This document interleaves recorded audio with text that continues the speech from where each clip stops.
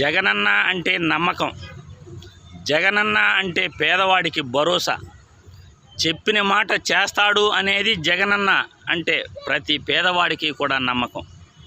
ఎందుకంటే ఇచ్చిన హామీలలో దాదాపు కూడా 99% నిలబెట్టుకున్నాడు.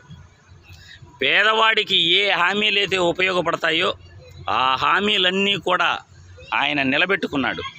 ఈరోజు ప్రభుత్వ బడులు, ప్రభుత్వ ఆసుపత్రులు రూపురేఖలు 2019 తర్వాత మారాయి.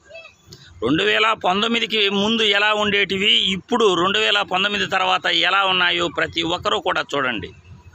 ఈరోజు పేదవాడి బిడ్డ చదువుకుంటున్నాడు అంటే కారణం దానికి జగనన్న.